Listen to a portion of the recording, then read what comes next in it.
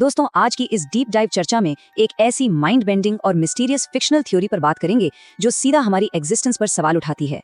सदियों से इंसानियत रात में आकाश की तरफ देखती आई है। असंख्य तारों और आकाशगंगाओं को निहारते हुए हम सब यही सोचते हैं कि क्या हम इस पूरे ब्रह्मांड में अकेले हैं। पर सोचिए, क्या हो अगर ये सवाल ही पूरी तरह से गलत हो। शायद असल सवाल ये होना चाहिए कि हमारा असली घर कहाँ है।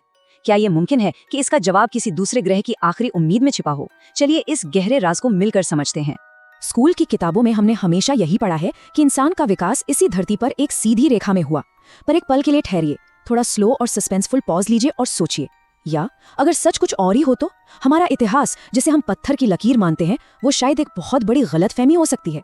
वैसे एक दिलचस्प साइंटिफिक फैक्ट ये है कि प्लेट टेक्टोनिक्स की वजह से धरती की क्रस्ट लगातार रिसाइकिल होती रहती है। इसका सीधा सा मतलब ये है कि करोड़ों साल पुराने सबूत धरती के गर्भ में जाकर हमेशा के लिए मिट्टी में मिल जाते हैं। धरती अपना इतिहास खुद मिटाती रहती है, जो किसी विशाल इंटरगैलेक्टिक राज को छुपाने के लिए बिल्कुल परफेक्ट जगह बन सकती है। ये सिर्फ एक कल्पना नहीं है, बल्कि एक ऐसी मिस्टीरियस थ्योरी का आधार है जो सब कुछ बदल कर रख सकती है। तो कहानी की शुरुआत करने के लिए सबसे पहले चलते हैं प्री हिस्टोरिक दुनिया के उस सेटअप में। समय के पहिए को करोड़ों साल पीछे घुमाते हैं, सीधा प्री हिस्टोरिक वर्ल्ड में। ये एक बेहद खौफनाक और वाइल्ड दौर था, जब इस धरती पर पूरी तरह से विशालकाय डायनासोर्स का राज हुआ करता था। धरती का वातावरण, उबलते हुए समंदर, सब कुछ इन जाइगेंटिक क्रीचर्स के मुताबिक था। यहाँ एक बेहद हैरानेज फैक्ट बताऊं, स्टेगोसॉरस और टी-रेक्स के धरती पर होने के बीच का समय टी-रेक्स और आज के इंसान के बीच के समय से भी ज्यादा लंबा था। यानी उनका साम्राज्य इतना विशाल था कि उन्होंने करोड़ों साल तक बिना किसी रुकावट के राज किया। उस वक्त धरती पर इंसान का तो कोई नामो निशानी नहीं था। और फिर 66 मिलियन साल पहले अंतरिक्ष के अंधेरे से एक खतरा उनकी तरफ बढ़ने लगा। अब जरा इस मंजर की कल्पना कीजिए। एक कैटाक्लिस्मिक शैडो, एक भयानक परछाई धरती पर पड़ रही है। अंतरिक्ष के गहरे अंधेरे से एक ऐसी चीज हमारे ग्रह की तरफ तेजी से बढ़ रही है जो सब कुछ मिटा देने वाली है। इस आने वाली आफत की स्पीड और एनर्जी इतनी ज्यादा थी कि आसमान बिल्कुल लाल हो उठा, धरती उबलने लगी और पूरा एटमॉस्फेयर आग के गोले की तरह जलने लगा। नीचे बेखबर डायनासोर्स अपनी आखिरी सांसें ले रहे थे, जबकि आसमान को चीरते हुए मौत बिल्कुल उनके सर पर उतर आई थी। अब यहाँ से कहानी में आता है एक बहुत बड़ा ट्विस्ट। वो आफत आखिर थी क्या? एस्टेरॉइड या फिर कोई एलियन स्पेसशिप? एक तरफ हमारी एक्सेप्टेड हिस्ट्री है जो कहती है कि मेक्सिको के पास चिक्सलूप क्रेटर नाम की जगह पर एक मैसिव एस्टेरॉइड टकराया, जिसने धरती का 75% जीवन खत्म कर दिया। लेकिन दूसरी तरफ ये चिलिंग फिक्शनल थियरी एक बिल्कुल अलग ही तस्वीर दिखाती है कि वो एक एडवांस्ड एलियन स्पेसशिप का आगमन था। इसे समझने के लिए इरिडियम अनोमली पर ध्यान देना जरूरी है। देखिए, इरिडियम एक ऐसी मेटल है जो धरती पर ना के बराबर मिलती है, पर अंतरिक्ष में और मीटियोराइट्स में बहुत आम है। और 66 मिलियन साल पुरानी चट्टान की परत में ये पूरी दुनिया में एक ही साथ मिलती है। तो सोचिए, क्या हो अगर इस थियरी के मुताबिक वो इरिडियम किसी स्पेस रॉक का हिस्सा न होकर किसी बेहद एडवांस्ड स्टारशिप का हल, मटेरियल या उसके इंजन्स का एग्जॉस्ट था, जो धरती की एटमॉस्फेयर में जलकर पूरी दुनिया में फैल गया। माइंड ब्लोइंग है ना? चलिए अब इसके तीसरे पहलू पर आते हैं, the extra terrestrial DNA mission. आखिर मोटिव क्या था?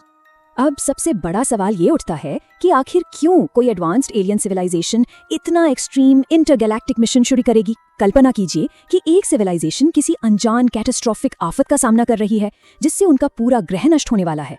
अपनी एग्जिस्टेंस को बचाने की एक डेस्परेट कोशिश में उन्होंने ह्यूमन डीएनए को एक बेहद मजबूत हाईटेक सर्वाइवल वेसल में पैक किया और एक आखिरी उम्मीद के तौर पर धरती की तरफ लॉन्च कर दिया। वैसे विज्ञान में असल में एक हाइपोथेसिस है जिसे डायरेक्टेड पांसपर्मिया कहते हैं। इसे डीएनए स्ट्रक्चर की खोज करने वाले नोबेल लॉरिएट फ्रांसिस क्रिक ने प्रपोज किया था। इस हाइपोथेसिस के अनुसार धरती पर जीवन किसी एडवांस सिविलाइजेशन ने जानबूझकर एक बीज या सीड के तौर पर भेजा हो सकता है, ताकि उनका वजूद बचा रहे। इसके बाद आता है कहानी का सबसे सिनेमैटिक हिस्सा, समंदर में वो क्रैश जिसने सब कुछ बदल दिया। अब उस बेहद डरावने पल को इमेजिन कीजिए जब ये मैसिव स्पेसशिप आसमान को चीरते हुए तेजी से गिरता है और धरती के गहरे समुद्र में जा टकराता है। इस टक्कर ने एक ही वक्त में दो पूरी तरह से अलग नतीजे पैदा किए। एक तरफ पूरी तबाही, जहां डायनासोर्स का खात्मा हो गया, और दूसरी तरफ सृजन। समुद्र की उन अंधेरी गहराइयों में क्रैश होने का एक बहुत ही टैक्टिकल रीजन था। पानी एक बेहतरीन नेचुरल शील्ड होता है। उसने एक जाइगेंटिक शॉक अब्जॉर्बर का काम किया, एक्सट्रीम हीट को ठंडा किया और अंतरिक्ष के खतरनाक कॉस्मिक रेडिएशन से उस नाजुक एलियन डीएनए पेलोड को पूरी तरह से सुरक्षित रखा। इस भयानक टक्कर के बाद धरती पर जो न्यूक्लियर विंटर आई, उसने गेम ही पलट दिया। हवा में उड़ी धूल और राख ने सालों तक सूरज की रोशनी को जमीन तक नहीं आने दिया। पेड़ पौधे मर गए और जायंट रेप्टाइल्स भूखे मरने लगे। लेकिन पुरानी दुनिया की वो राख, वो अपोकलिप्टिक डार्क एशेज आने वाले नए जीवन के लिए बिल्कुल जरूरी थी। नेचर का एक रास्ते से हटना जरूरी था ताकि नया रास्ता बन सके। जबकि सतह पर सब कुछ मर रहा था, डीप अंडर वाटर, गहरे समुद्र के अंधेरे और न्यूट्रिएंट रिच एनवायरनमेंट में वो एक्स्ट्रा टेरेस्ट्रियल सीड बिल्कुल महफूज था। वो बस अपनी नई शुरुआत के लिए सही वक्त का इंतजार कर रहा था। और यहाँ से शुरू होता है हमारा अगला हिस्सा, राख से लेकर इंसान के विकास तक का हैरानगेज सफर। वो स्पेसशिप समुद्र की अंधेरी गहराइयों में सेटल हो गया और उसके अंदर का एक्स्ट्रा टेरेस्ट्रियल डीएनए धीरे धीरे अर्थ के नए एनवायरनमेंट के हिसाब से खुद को अडेप्ट करने लगा। लाखों करोड़ों सालों की स्लो और कॉम्प्लेक्स प्रोसेस के बाद विकास का चक्का घूमा। यहाँ एक और रियल लाइफ मिस्ट्री को जोड़ते हैं जिसे कैम्ब्रियन एक्सप्लोजन कहते हैं। फॉसिल रिकॉर्ड में अचानक से बेहद तेजी से कॉम्प्लेक्स जीवन उत्पन्न होता दिखाई देता है।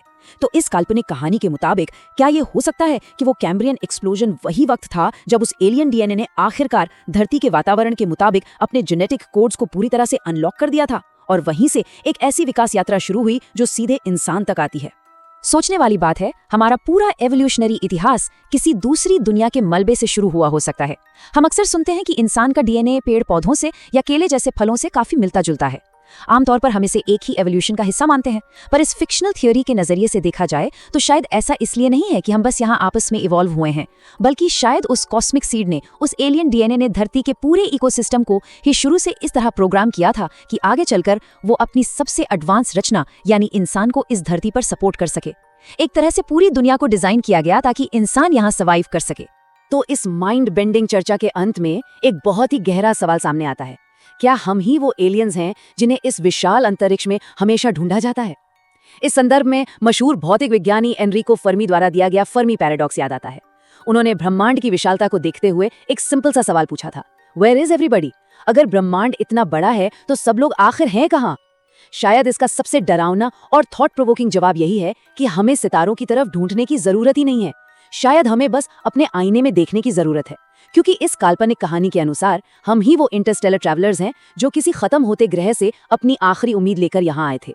ये सच में हमें मजबूर कर देता है सोचने पर कि इस अनंत ब्रह्मांड में हमारा असली वजूद आखिर कहाँ से जुड़ा है। चर्चा में शामिल होने के लिए शुक्रिया।